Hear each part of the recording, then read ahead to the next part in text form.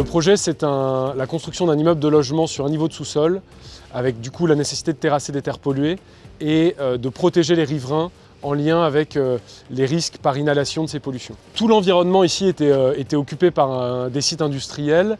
Il y a donc un lourd passif environnemental. Le premier enjeu sur cette opération, c'est bien entendu de maîtriser l'ensemble des rejets liés à la présence de ces terres fortement polluées. Sur ce site, nous avons installé 2 tentes de confinement accolées, tout un système de récupération des gaz et d'aspiration. À l'extérieur de la tente, ce qu'on peut voir derrière moi, 2 turbines avec des filtres à charbon actif permettant de traiter les gaz.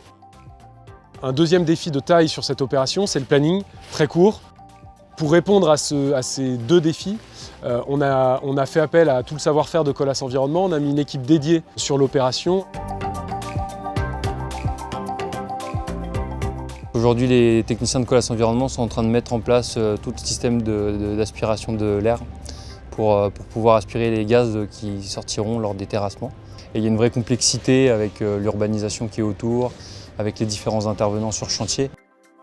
À mon sens, la principale difficulté, elle est liée à la coactivité, parce qu'on a effectivement tout un système d'aspiration et de traitement d'air qui sera en fonctionnement avec des phases de terrassement. Donc on va avoir des passages de véhicules. L'enjeu, c'est de bien délimiter notre zone d'aspiration d'air de manière à ce qu'il n'y ait pas de heurte entre notre installation et les véhicules qui sont amenés à travailler sur site.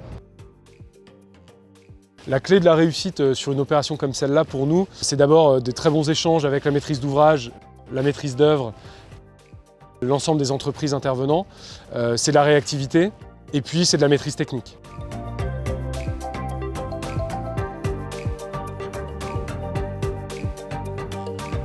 Et puis avec ce projet, on s'inscrit pleinement dans la démarche environnementale de l'État français et de l'Union européenne qui s'est fixé comme objectif le zéro artificialisation nette.